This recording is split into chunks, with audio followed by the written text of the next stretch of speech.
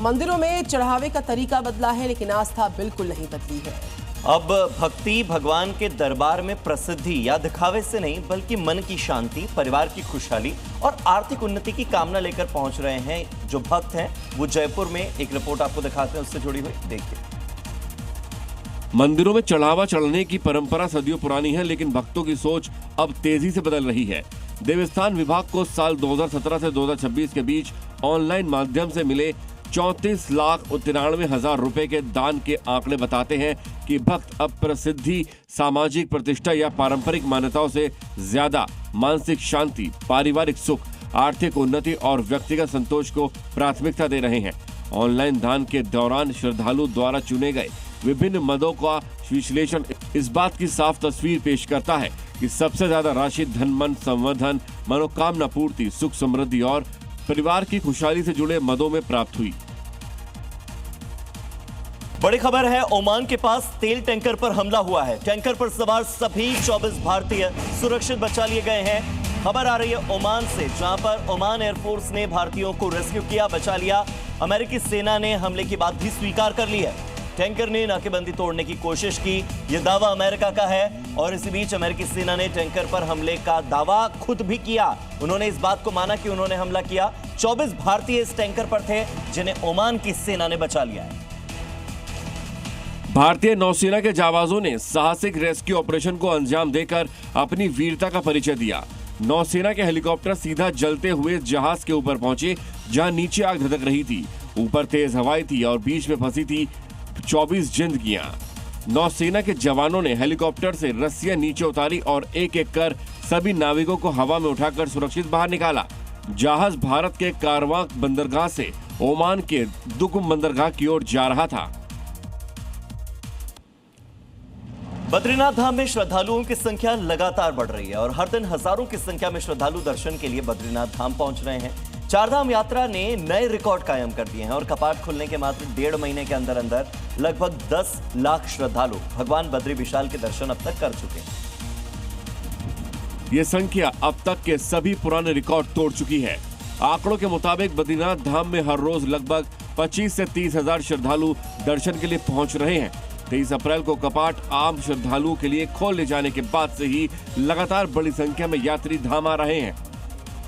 धाम में हजारों श्रद्धालुओं की निरंतर आमद को देखते हुए प्रशासन पूरी तरीके से सतर्क है।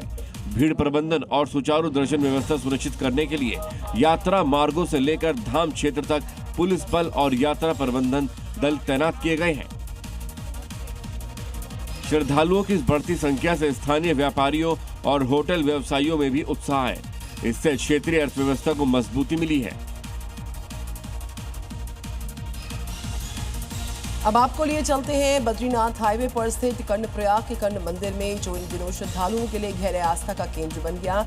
बद्रीनाथ धाम से लौटते समय तीर्थयात्री इस पौराणिक मंदिर में दर्शन कर अपनी चारधाम यात्रा को पूर्ण और धन्य महसूस कर रहे हैं। महाभारत काल के मुताबिक ये वही पवित्र स्थान है जहां दानवीर कर्ण ने वर्षों तक कठोर तपस्या करके सूर्यदेव से कवच और कुंडल प्राप्त किए थे। यह कर्णप्रयाग, अलकनंदा और पिंडर नदियों का पावन संगम स्थल है, जो गढ़वाल हिमालय के 5 प्रयागों में से एक अत्यंत महत्वपूर्ण तीर्थ है। चार धाम यात्रा पर आने वाले श्रद्धालु बद्रीनाथ की विशाल यात्रा के बाद इस शांत और आध्यात्मिक वातावरण वाले छोटे से मंदिर में रुककर देवभूमि की प्राचीन संस्कृति और आस्था से जुड़ रहे हैं। अगर आप भी आने वाले दिनों में चारधाम यात्रा या कर्णप्रयाग की यात्रा की योजना बना रहे हैं तो इन स्थानों के बारे में जानकारी प्राप्त कर सकते हैं। बड़ी खबर आंध्र प्रदेश के विशाखापत्तनम से खबर आ रही है कि स्टील के प्लांट का जो हादसा था उसमें 8 मजदूरों की दर्दनाक मौत हो चुकी है। पिघली हुई स्टील गिरने से अचानक से आग लग गई और आग लगने से 8 मजदूरों को अपनी जान गंवानी पड़ी। इस दर्दनाक हादसे में कई मजदूर घायल बताए जा रहे हैं। बड़ी खबर आंध्र प्रदेश के तटीय इलाके विशाखापत्तनम से, जहां पर स्टील प्लांट में गरम खौलता हुआ स्टील गिर गया और आग लग गई। बड़ी खबर है, ओमान के पास तेल टैंकर पर हमला हुआ है। टैंकर पर सवार सभी 24 भारतीय सुरक्षित बचा लिए गए हैं। खबर आ रही है ओमान से, जहां पर ओमान एयरफोर्स ने भारतीयों को रेस्क्यू किया, बचा लिया। अमेरिकी सेना ने हमले की बात भी स्वीकार कर ली है। टैंकर ने नाकेबंदी तोड़ने की कोशिश की। यह दावा अमेरिका का है और इसी बीच अमेरिकी सेना ने टैंकर पर हमले का दावा खुद भी किया। उन्होंने इस बात को माना कि उन्होंने हमला किया। 24 भारतीय इस टैंकर पर थे जिन्हें ओमान की सेना ने बचा लिया है। भारतीय नौसेना के जाबाजों ने साहसिक रेस्क्यू ऑपरेशन को अंजाम देकर अपनी वीरता का परिचय दिया। नौसेना के हेलीकॉप्टर सीधा जलते हुए जहाज के ऊपर पहुंचे, जहां नीचे आग धधक रही थी। ऊपर तेज हवाएं थी और बीच में फंसी थी 24 जिंदगियां। नौसेना के जवानों ने हेलीकॉप्टर से रस्सियां नीचे उतारी और एक एक कर सभी नाविकों को हवा में उठाकर सुरक्षित बाहर निकाला। जहाज भारत के कारवां बंदरगाह से ओमान के दुकुम बंदरगाह की ओर जा रहा था।